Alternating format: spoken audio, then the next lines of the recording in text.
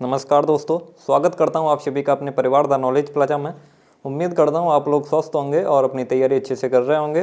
तो जैसा कि कल आपको बताया गया था कि आज से आपकी क्लासें स्टार्ट होनी है, तो आज आपकी फर्स्ट क्लास है। 6 बज चुके हैं, सभी लोग क्लास को शेयर करके क्लास में आ जाएंगे। आज फर्स्ट क्लास है, इसलिए ज़्यादा से ज़्यादा क्लास को शेयर करिए, जिससे ज़्यादा से ज़्यादा लोगों को पता चल सके और वो भी इस क्लास का फ़ायदा ले सकें। चलिए, तो टाइम बिना वेस्ट किए हुए वीडियो को शुरू करते हैं। आप सभी लोग अपने साथ एक पेन और कॉपी लेके बैठेंगे, जिससे जो चीज़ आपको नहीं आती होगी इसमें हम बहुत सारी एक्स्ट्रा नॉलेज देंगे। जो चीज़ आपको पता है वो तो सही है, नहीं आती है वो आप तुरंत ही उस कॉपी पे नोट कर लेंगे और उसको तैयार करेंगे। चलिए, फर्स्ट क्वेश्चन देखते हैं। यहाँ पे दिया हुआ है, उत्तर प्रदेश का स्थापना दिवस कब मनाया जाता है। जिन लोगों को पता है वो लोग आंसर करिए जल्दी से। उत्तर प्रदेश का स्थापना दिवस कब मनाया जाता है। यहाँ पे देखिए, उत्तर प्रदेश को पहले किस नाम से जानते थे। उत्तर प्रदेश तो पहले से था, लेकिन उत्तर प्रदेश का नाम उत्तर प्रदेश कब पड़ा, ये पूछना है हमको।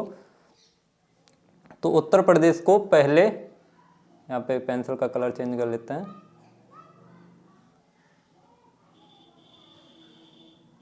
देखिए, उत्तर प्रदेश को पहले किस नाम से जानते थे।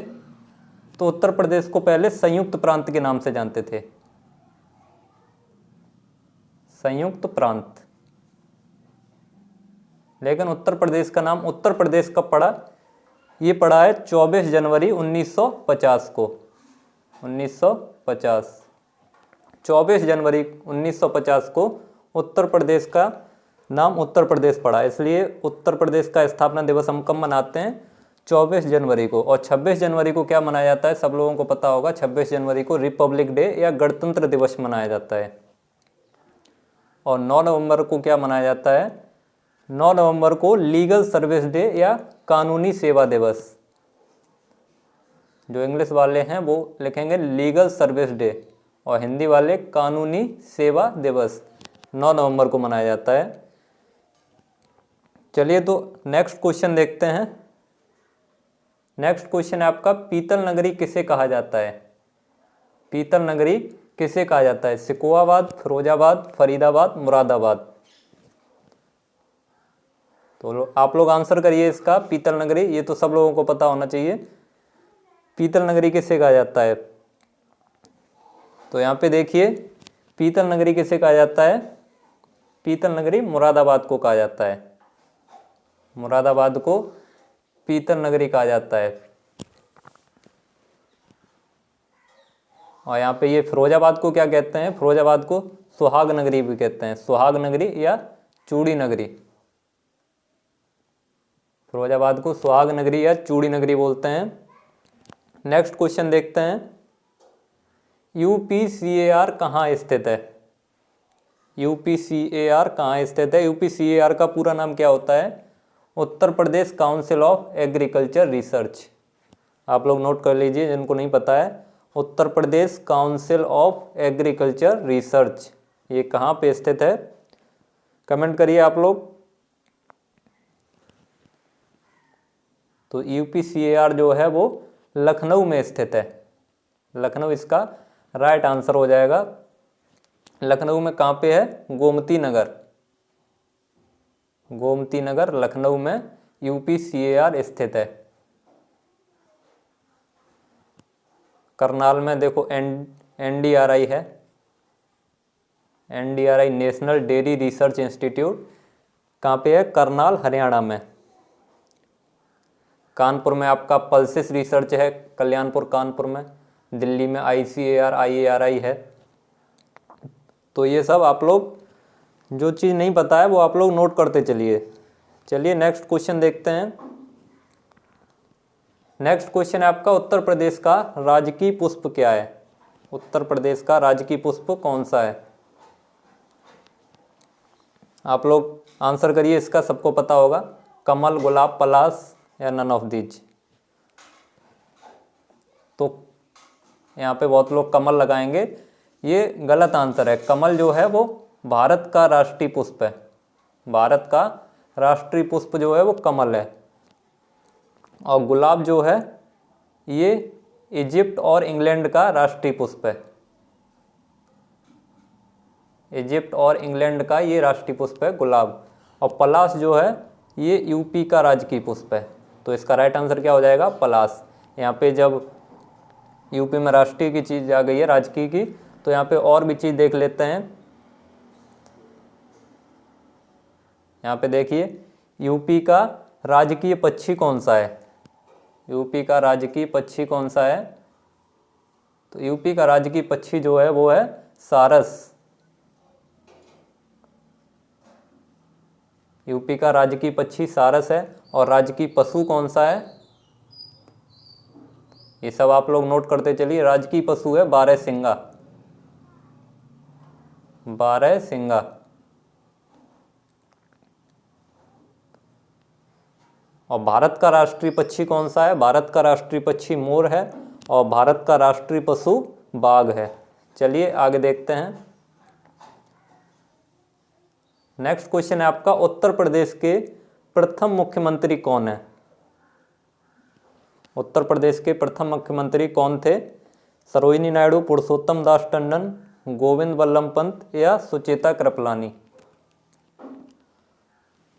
तो यहाँ पे देखिए सरोजिनी नायडू कौन थी? सरोजिनी नायडू उत्तर प्रदेश की पहली राज्यपाल थी। उत्तर प्रदेश की पहली राज्यपाल। उत्तर प्रदेश की पहली राज्यपाल सरोजिनी नायडू थी। और ये भारत की प्रथम महिला राज्यपाल भी थी। उत्तर प्रदेश की पहली राज्यपाल थी और भारत की प्रथम महिला राज्यपाल थी सरोजिनी नायडू। तो यहाँ से दो क्वेश्चन बनते हैं। उत्तर प्रदेश की प्रथम राज्यपाल कौन थी? तो वो थी सरोजिनी नायडू। और भारत की प्रथम महिला राज्यपाल ये भी सरोजिनी नायडू।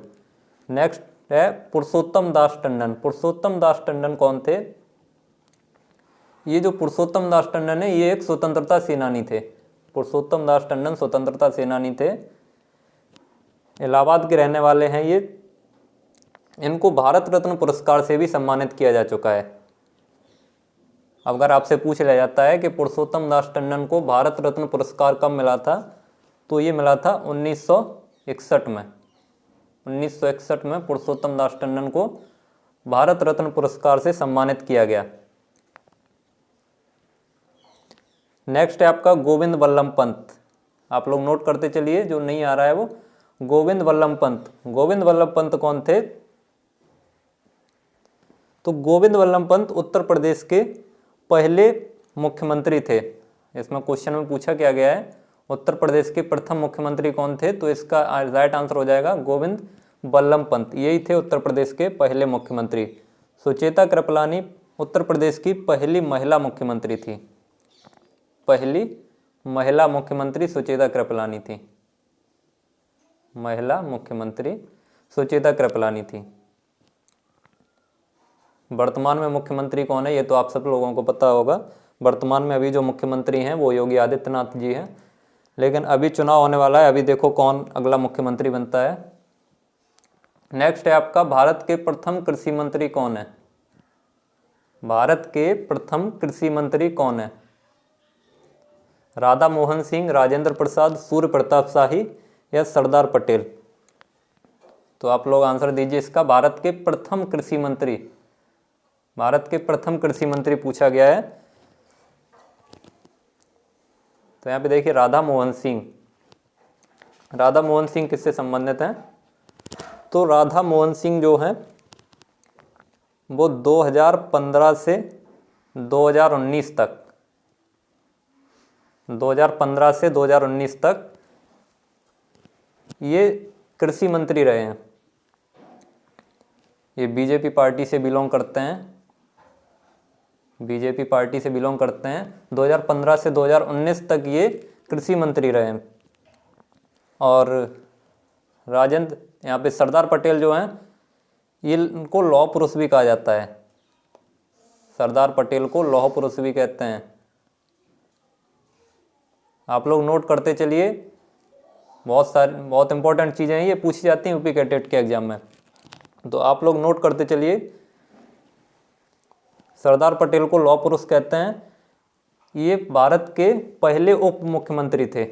अगर आपसे पूछ लिया जाता है भारत के पहले उप प्रधानमंत्री कौन थे, प्रधानमंत्री, तो भारत के पहले उप प्रधानमंत्री थे सरदार पटेल, इन्हें भारत का बिस्मार्क भी कहते हैं। भारत का बिस्मार्क, भारत का बिस्मार्क किसे कहते हैं? सरदार पटेल को।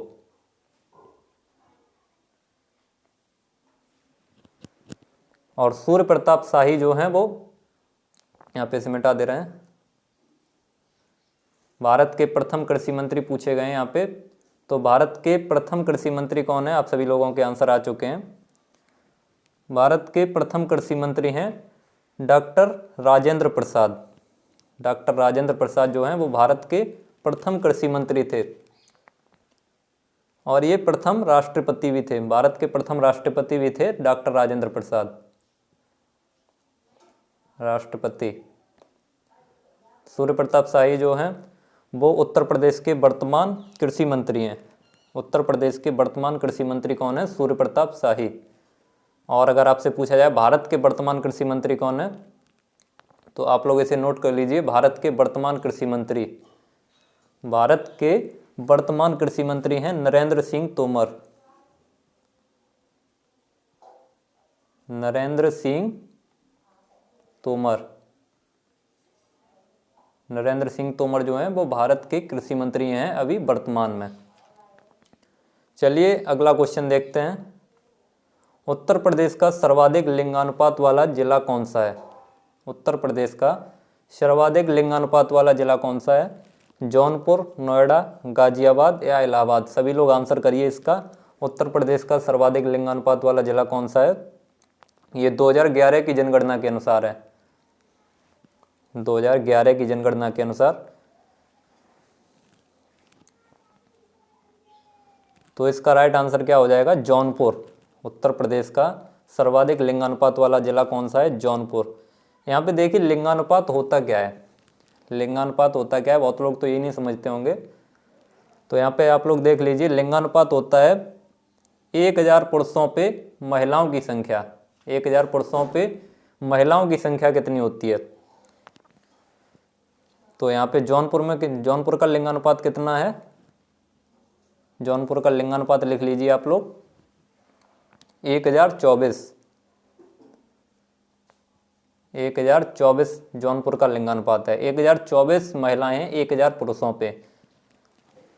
और यूपी का अगर लिंगानुपात पूछा जाए, यूपी का औसत लिंगानुपात, यूपी का औसत लिंगानुपात कितना है? तो यूपी का जो औसत लिंगानुपात है वो है 912। 912 यानी इससे बहुत कम है। औसत लिंगानुपात 912 है। और सबसे कम लिंगानुपात किसका है? तो सबसे कम लिंगानुपात है नोएडा का। उत्तर प्रदेश में सबसे कम लिंगानुपात वाला जिला कौन सा है? नोएडा। इसका कितना है? नोएडा को गौतम बुद्ध नगर भी कहते हैं। आप लोगों ने गौतम बुद्ध नगर भी पढ़ा होगा, तो नोएडा को ही गौतम बुद्ध नगर कहते हैं। इसका है 851। 851। और भारत का अगर आपसे लिंगानुपात पूछा है, लिंगानुपात वाला क्वेश्चन आया है, तो यहाँ पे सबका लिंगानुपात के बारे में चर्चा कर लेते हैं। लिंगानुपात को इंग्लिश में सेक्स रेशियो बोलते हैं। तो भारत का लिंगानुपात कितना है? नोट कर लीजिए आप लोग। भारत का जो औसत लिंगानुपात है वो है 943। भारत का औसत लिंगानुपात 943 है। भारत में सर्वाधिक लिंगानुपात वाला राज्य कौन सा है? तो भारत में सर्वाधिक लिंगानुपात वाला राज्य केरल है। आप लोग नोट करते चलिए, केरल है। इसका लिंगानुपात कितना है? 1084। 1084। और भारत में सबसे कम लिंगानुपात वाला राज्य कौन सा है? तो वो है हरियाणा। इसको मिटा देते हैं। भारत का सबसे कम लिंगानुपात वाला राज्य है हरियाणा। हरियाणा का कितना है? हरियाणा का है 877।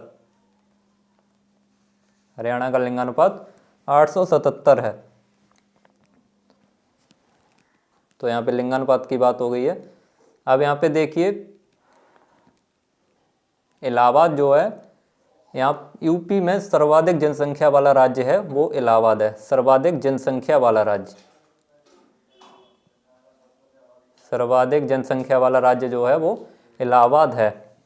यहाँ पे इलाहाबाद में जो है वो सर्वाधिक ग्रामीण जनसंख्या वाला राज्य है। सर्वाधिक ग्रामीण जनसंख्या वाला राज्य इलाहाबाद है। और सर्वाधिक नगरीय जनसंख्या वाला राज्य वो है, वो गौतम बुद्ध नगर है।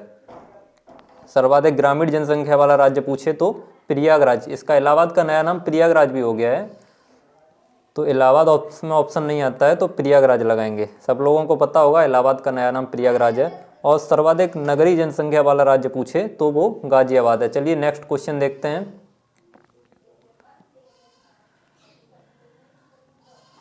आप लोग कमेंट करके बताइए क्वेश्चन में मजा आ रहा है या नहीं आ रहा है। तो नेक्स्ट क्वेश्चन है आपका, पश्मीना किससे प्राप्त होता है। आप सभी लोग जो हम बता रहे हैं वो सब नोट करते चलिए, ये सब यूपी कैडेट के एग्जाम में पूछा जाता है।